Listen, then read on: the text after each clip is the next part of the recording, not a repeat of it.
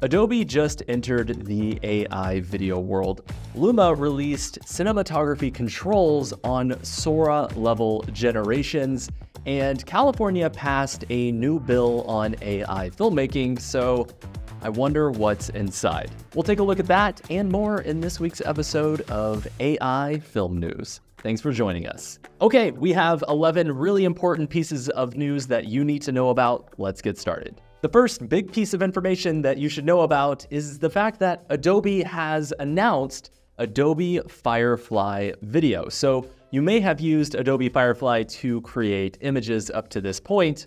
Well, there's a suite of tools that they are looking to integrate into video, and they're coming really soon. They have a press release page that you can check out over on their website, and it has a ton of the various examples of their new video tool in action. So there's a lot of things to unpack here. We'll cover them one by one. The very first thing that you need to know is that the model can, of course, do text to video. So for example, we have this shot of this reindeer at sunset, and yeah, it actually looks pretty good. We have this shot of like a drone flying through lava, and not too bad. I think it's pretty good.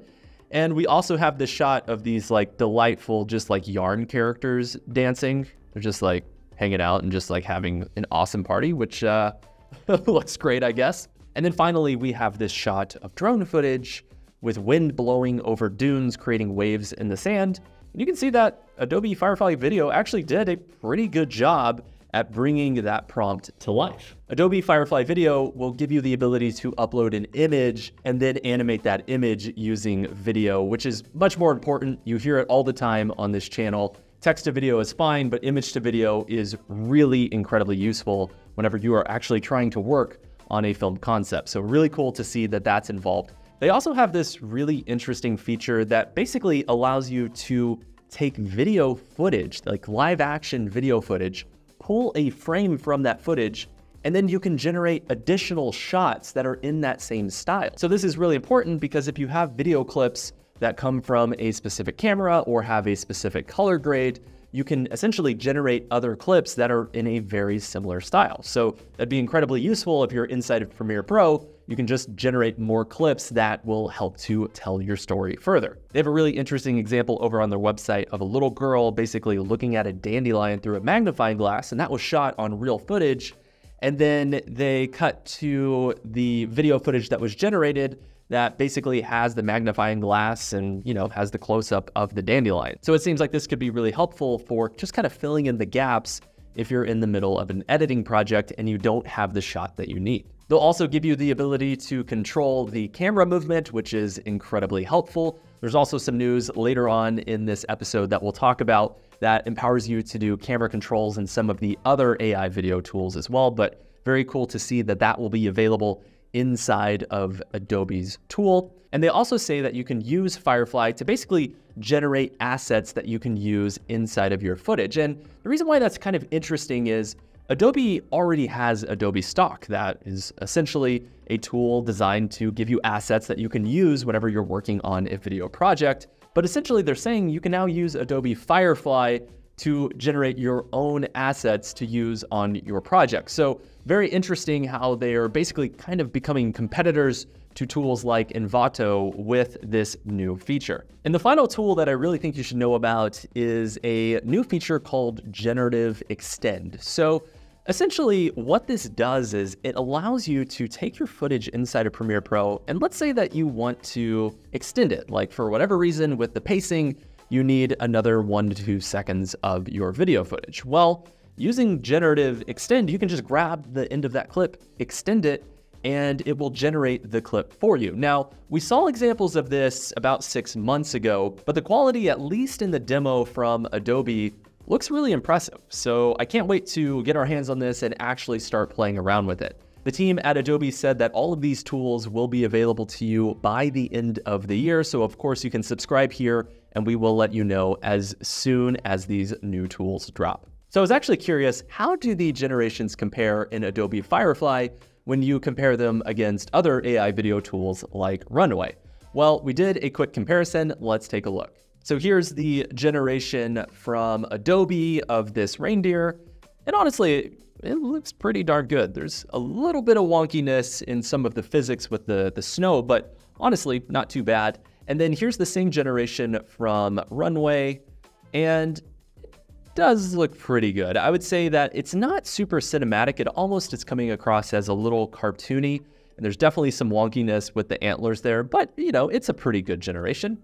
Next up, we have this shot of basically a drone flying through some lava from Adobe, and honestly, that video footage looks fantastic. The video footage generated inside of Runway looks like this, and honestly, Runway did not understand the assignment, so it did not do a great job here. It's really not understanding that it's flying through the lava there, so I think that Adobe did a better job there. We have this shot from Adobe of these characters basically dancing in this 3D style, and it looks good. Obviously, the characters, their coloring is kind of changing, so not too sure what's going on with that. But, you know, the physics look pretty good. It feels like there's some weight behind their steps. And here's the generation from Runway, which I have no idea what's happening. They look like cursed puppets, but I'm more entertained by the Runway generation, but I will say I think that the Adobe generation is better. And then finally, we have this stock footage of the sand dunes. Here's the result from Adobe. Looks really good. It followed the prompt very well. And then finally, here is the shot from Runway, which is more generic, and it doesn't really showcase some of the prompting as it relates to wind blowing. So I would say that, again, Adobe did a better job. So that's just a quick comparison. Of course, when the tools fully drop, we'll let you know which one is our favorite here on Curious Refuge. Our next news comes from China. Now, you probably have seen this incredible new AI video generator called Minimax by Hailu, and some of the results that we've seen from the tool are absolutely mind-blowing. For example, we came across this short film of these hamsters that basically they break out of their cage, they get into robots, and they wreak havoc, basically. And it was a pretty cool film, but the crazy thing is, it was created by a father and son duo in less than an hour using Minimax. So an incredible job, and the prompt adherence is really incredible. To create a video with Minimax, all you have to do is click the link below this video. There's a very specific website, and for some reason, when you Google it, it's kind of hard to find, so you'll find a link below this video. And you just sign in, it's completely free, and then you end up on this screen. Now, if you're used to creating videos in, let's say, Runway or Luma, you may think, oh, cool, I'm just gonna type in my prompt and then I'll be good to go. Well, the problem is this is a Chinese-based model, and if you just type in English alone, a lot of times the generations are not quite as good. So my quick tip to you is to actually go over to Google Translate and translate your prompt from your native language into Chinese. So for example, we'll paste in our prompt here, which is a cinematic handheld camera shot. So we're defining what the shot is of a woman wearing a black dress, holding an axe in a Victorian mansion. We're just getting ready for the Halloween season. There may or may not be a Halloween AI film contest coming very soon. And what we can do is we can copy the prompt here, so the Chinese prompt, and then we'll go over to Minimax, paste it, and go ahead and generate that video. Now, unfortunately, you can't do image to video just yet. They say that that will be coming very soon, but that is just a limitation that you want to think about. Now, the generations take anywhere from 3 to 5 minutes. You can only do one at a time as well, so it takes quite a bit of time if you want to create a full film, but you know, it's completely free at this point, so it's a small price to pay.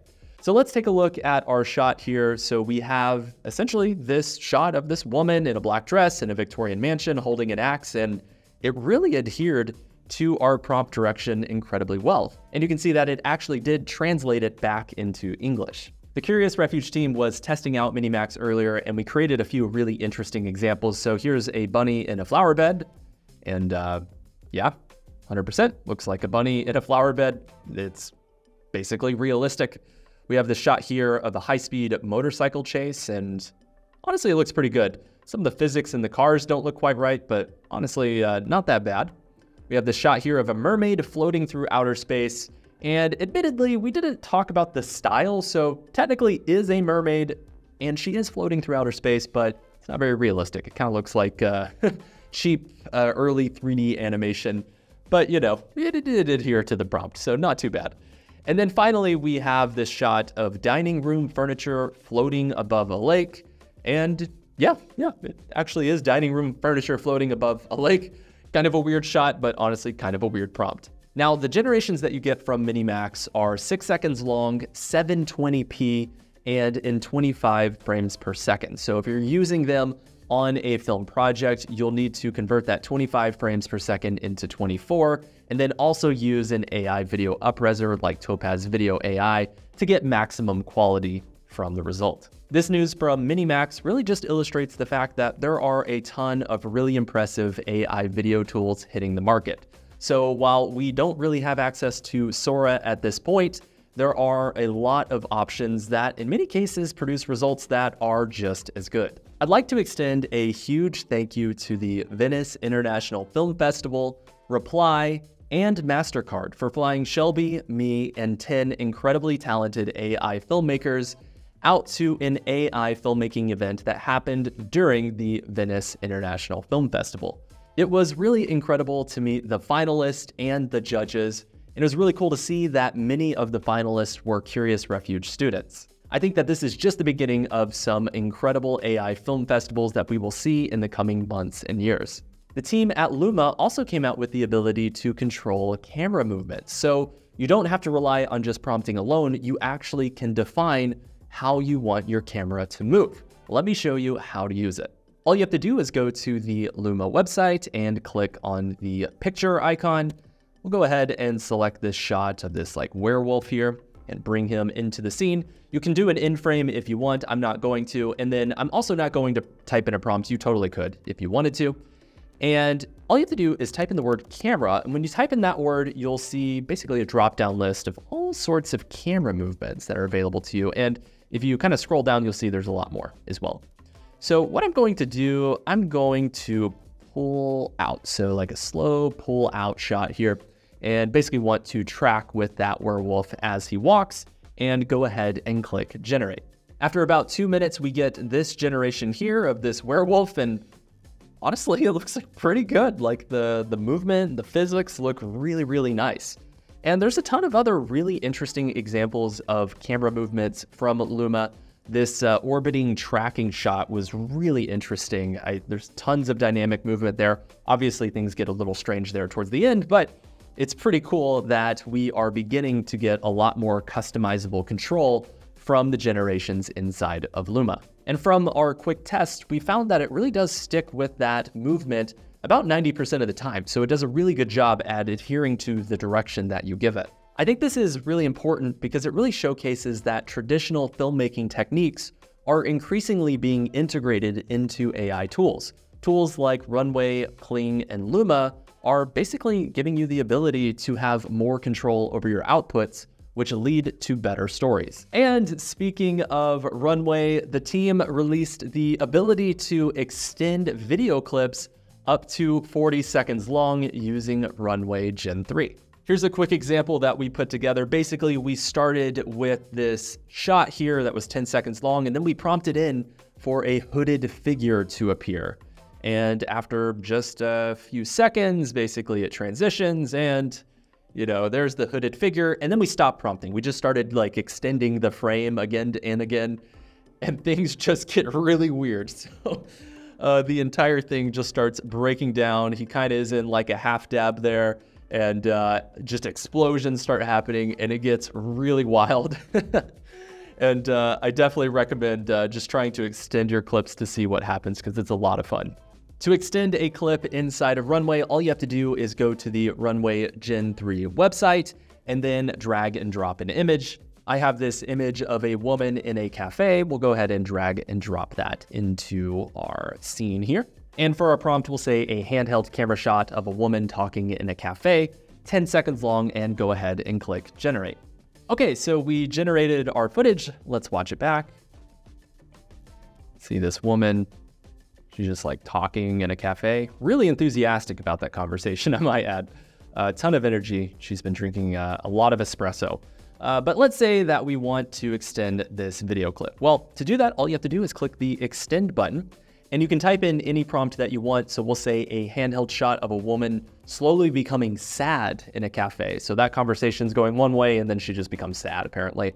And you can go ahead and click extend. And let's take a look at our results. So of course we have the video footage of her talking and she's just really enthusiastic. Like, I'm not too sure what their conversation's about. Maybe they're talking about she got access to Sora, but wait, they took away her access.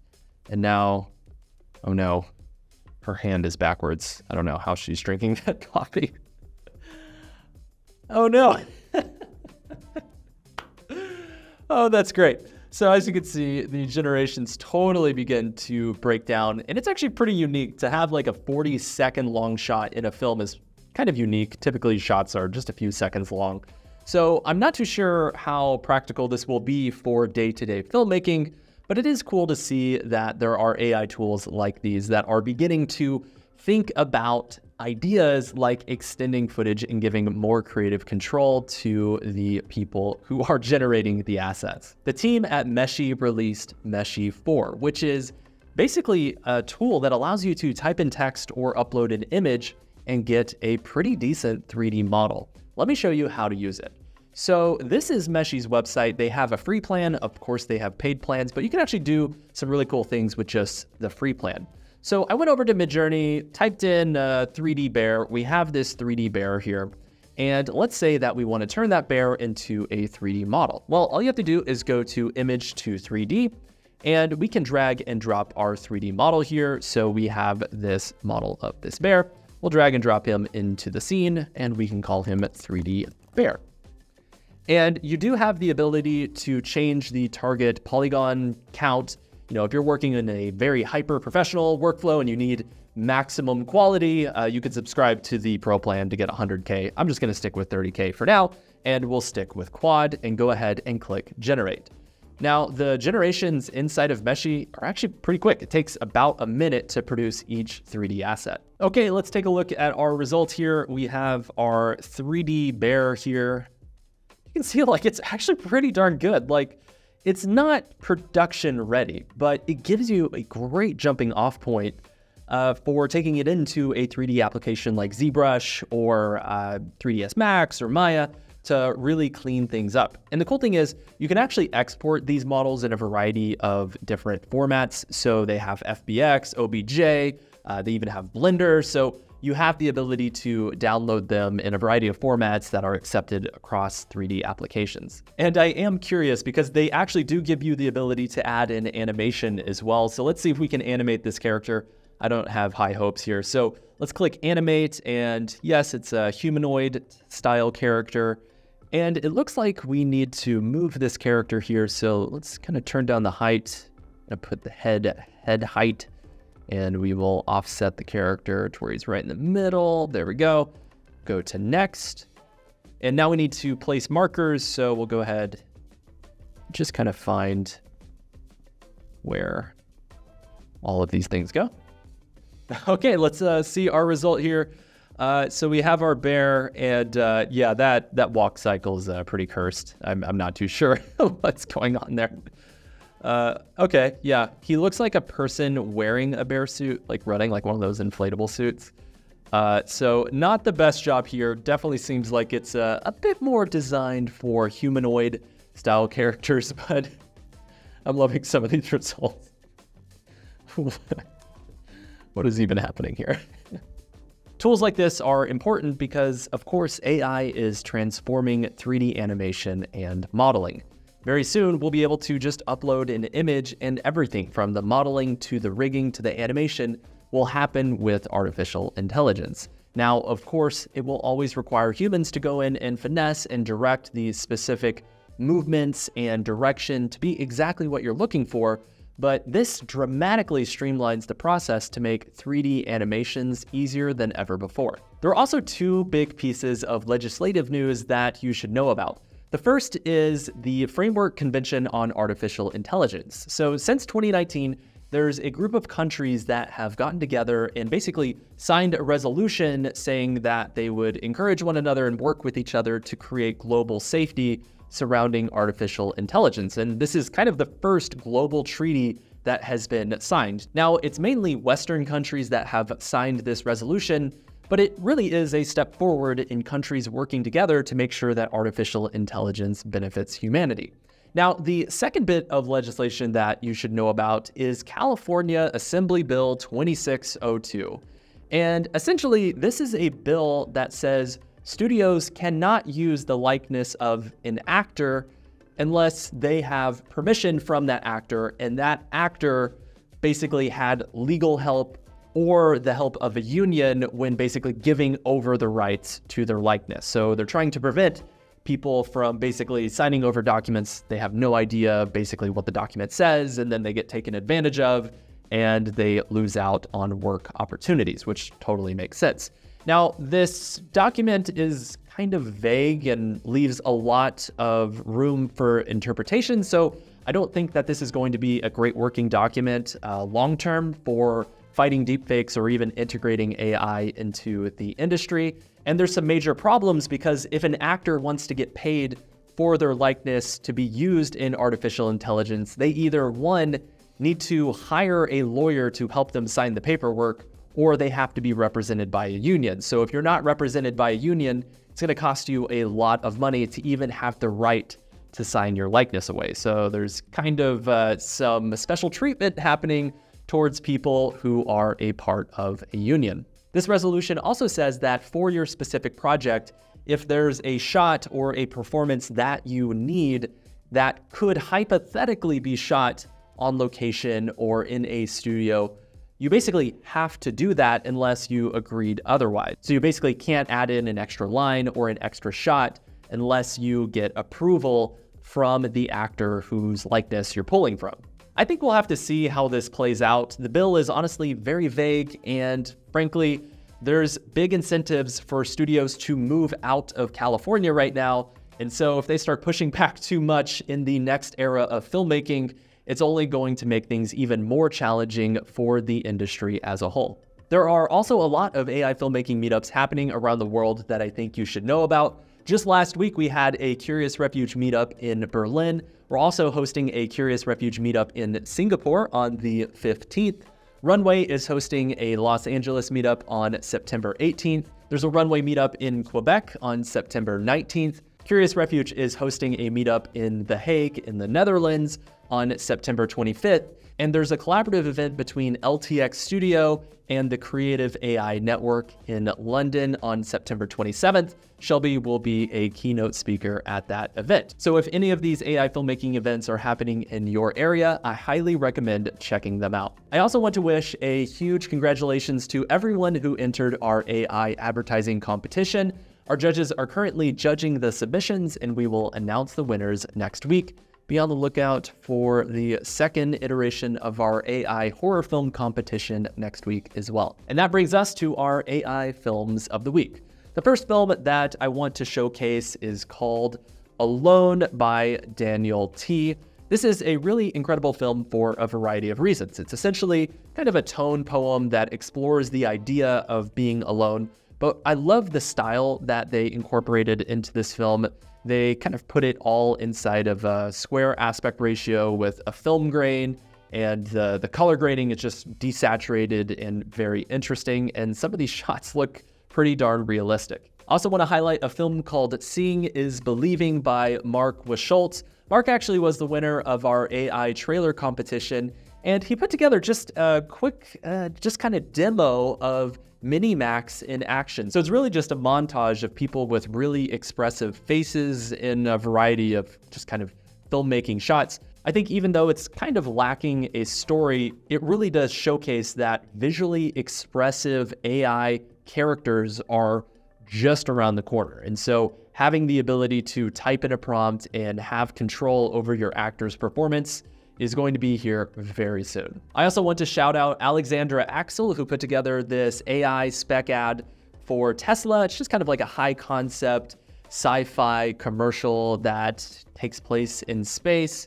And the shots are pretty cool. It has some realistic camera movements and some lip syncing, and I think they did a really good job with curating this project. And the final project that I want to highlight is called Magic Coin. It was created as a release film for Minimax that came out just last week, and it basically just follows this boy through just fictitious lands, and it just kind of highlights some of the more incredible generations that you can get from this brand new tool. Thank you so much for watching this week's episode of AI Film News. Of course, you can get AI Film News sent directly to your email inbox each and every week with even more news than we talk about in this episode by subscribing over at Curious Refuge. And when you subscribe, you'll get a free intro to AI filmmaking course that basically kind of gets you up to speed on everything you need to know to get started with AI filmmaking. Of course, if you want to get even more AI tutorials and training here on YouTube, you can subscribe here on Curious Refuge. We would greatly appreciate it. Thank you so much for watching this week's episode. We will see you next time.